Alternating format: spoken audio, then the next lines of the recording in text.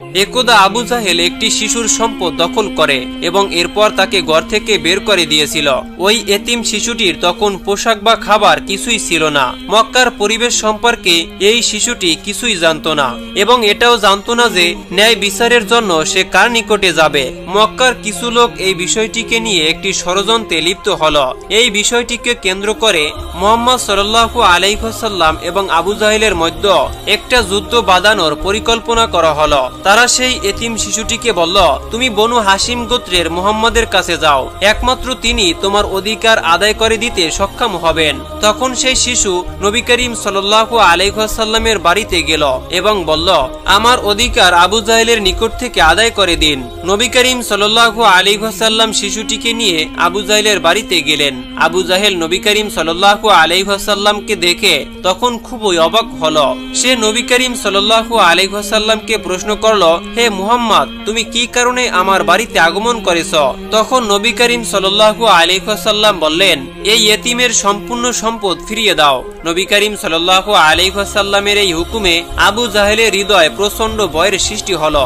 সে একটি শব্দ উচ্চারণ করতে পারল না। সে তৎক্ষণাৎ ঘরে গিয়ে এতিমের সম্পূর্ণ মাল সম্পদ তার হাতে দিয়ে দিল। নবী করিম সাল্লাল্লাহু আলাইহি ওয়াসাল্লাম চলে যাওয়ার পরে ষড়যন্ত্রকারী লোকেরা দৌড়ে আবু জাহেলের নিকটে চলে গেল এবং তাকে বলল, হে আবু জাহেল, তোমার কি হয়েছিল? তুমি মুহাম্মাদের এক কথায় সমস্ত কিছু কেন দিয়ে দিলে? আর তখনই আবু জাহেল উত্তর দিল, যখন মুহাম্মদ আমাকে বললেন এই এতিমের অধিকার দাও, আমি তখন অনুভব করলাম কেউ যেন আমার ডান এবং বাম দুই পাশ থেকে চেপে ধরেছে। যদি আমি সবকিছু না দিয়ে দিতাম তবে হয়তো আমি সেখানেই মারা যেতাম। নবী করিম সাল্লাল্লাহু আলাইহি ওয়াসাল্লামের 6 জন বড় শত্রু ছিল। তখন হযরত জিবরাইল আলাইহিস সালাম নবী করিম সাল্লাল্লাহু আলাইহি ওয়াসাল্লামের সঙ্গে দেখা করলেন এবং বললেন, বলুন কি আপনাকে কষ্ট দিয়েছে? নবী করিম সাল্লাল্লাহু আলাইহি ওয়াসাল্লাম নীরব রইলেন। ঠিক এই সময় ওয়ালিদ ইবনে মুগীরা সেই রাস্তা দিয়ে বাজারে যাচ্ছিল।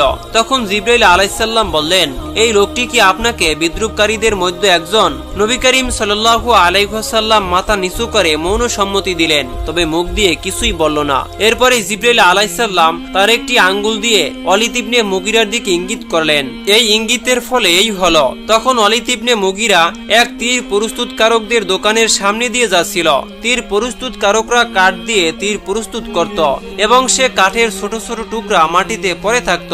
ওয়ালিদ যখন তীর প্রস্তুতকারকদের দোকানের সামনে দিয়ে যাচ্ছিল, তখন মাটিতে পড়ে থাকা ছোট্ট কাঠের টুকরা তার পায়ে ঢুকে যায়। কাঠের টুকরা তার পায়ে ঢুকে যাওয়ার কারণে তার প্রচন্ড রক্তক্ষরণ শুরু হয়ে যায়। কিন্তু ওয়ালিদ ইবনে মুগীরা এতটাই অহংকারী ছিল যে সে নিজের পায়ে ঝুঁকে সেই কাঠের টুকরাটি বের করতেও তখন তিনি অপমান বোধ করল।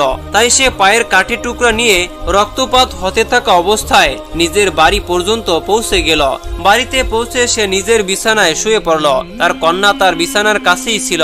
কিছুক্ষণ পরে তার কন্যা এত পরিমাণ রক্ত দেখে আতঙ্কিত হয়ে দাঁড়িয়ে পড়ল।